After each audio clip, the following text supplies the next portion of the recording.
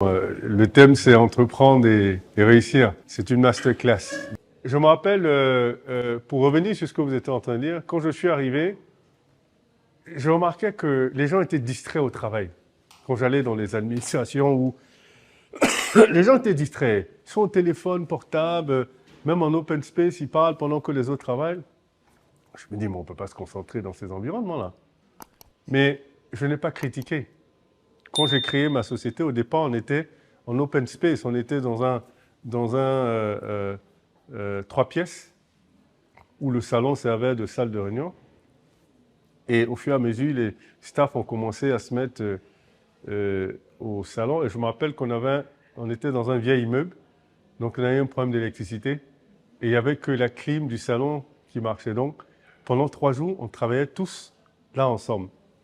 Et alors, je me suis dit, je vais commencer à introduire la culture d'entreprise selon mon comportement. Pas selon ce que je dis à mes employés, mais selon comment je me comporte. Donc on s'assoit, mon téléphone sonne, portable.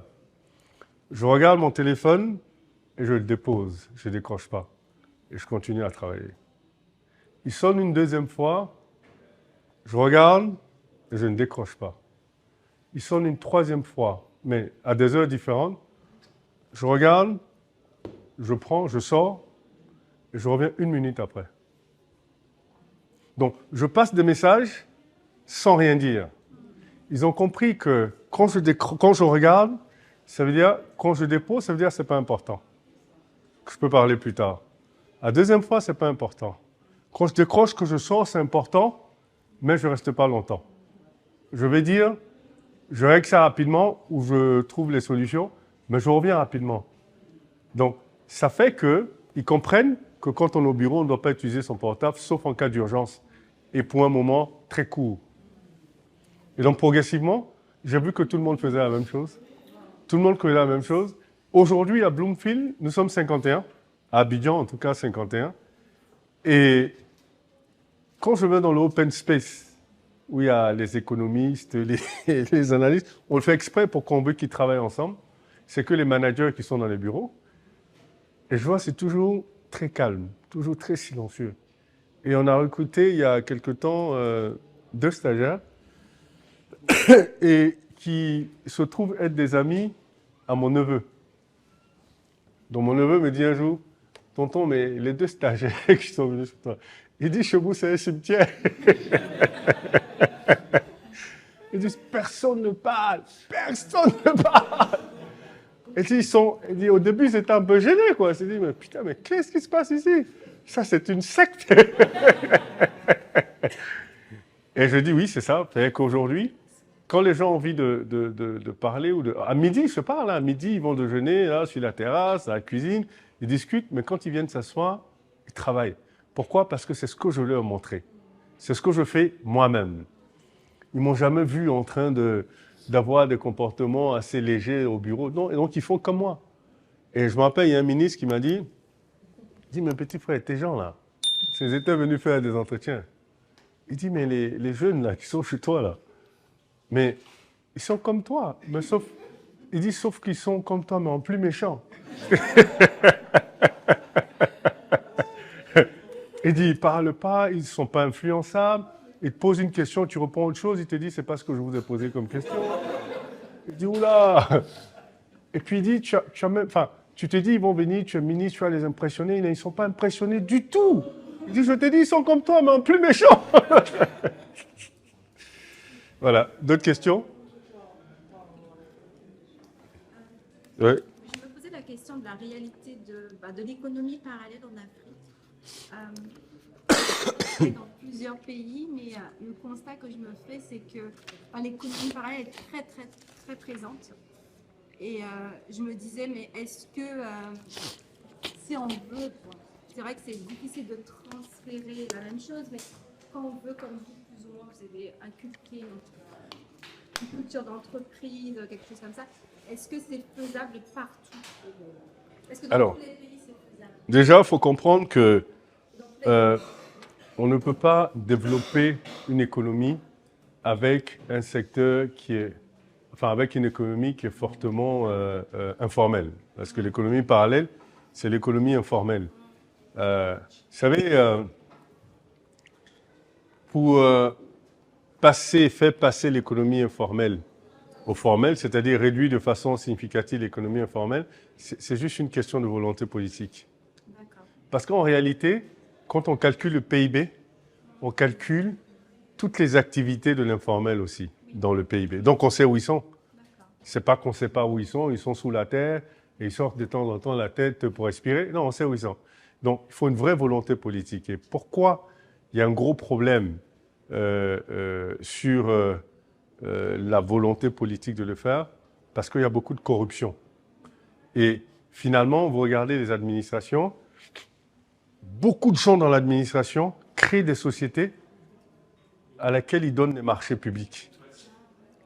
Même si c'est des petits marchés et tout ça. Donc ça veut dire que si ça rentre dans le formel, on saura que c'est sa société.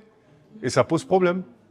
Donc volontairement, même quand on essaie, quand on dit par exemple pour la fiscalité, je prends la Côte d'Ivoire, l'État dit, chaque fois que vous êtes une société anonyme, chaque fois que vous travaillez avec un menuisier informel ou un forgeron ou un plombier, vous devez systématiquement retenir 7,5% de ce que vous lui devez et reverser ça aux impôts. Mais les gens ne le font pas. Pourquoi ils ne le font pas? Parce qu'il n'y a pas de suivi. Parce que celui qui doit suivre, il a peut-être lui ses petits business dehors et vous voulez diminuer son argent? Non. Donc c'est une vraie volonté politique et je crois que malheureusement, vous vous retrouvez dans des pays où il y a beaucoup de pression fiscale. Pourquoi? Parce que la fiscalité est sur 8% ou 10% du tissu économique. 10% de l'économie d'ailleurs. Et comme ils ne taxent que 10%, les taux sont très élevés parce qu'ils estiment qu'en ayant des taux élevés, ça leur permet de collecter plus d'argent, ce qui est complètement faux. Parce que plus le taux est élevé, plus vous poussez à la fraude. Mais ils ont encore une marge de manœuvre. Donc, je veux dire, ce n'est pas encore dramatique. Ils ont encore une marge de manœuvre de justement élargir l'assiette fiscale en formalisant l'économie. Donc, c'est une nécessité absolue aujourd'hui pour les pays, surtout quand on commence à parler de l'endettement des pays africains, qui commence à poser des problèmes à tout le monde. Ça veut dire qu'aujourd'hui, s'ils ne formalisent pas leurs économies, ils seront obligés de recourir de plus en plus à la dette. Et ça commence à poser problème. Okay?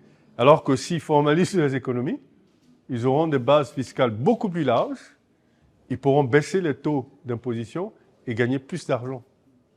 Et donc réduire l'accès aux emprunts. Donc c'est une nécessité absolue. On ne devrait pas dire... ce n'est pas culturel, une économie informelle, ça n'a rien de culturel.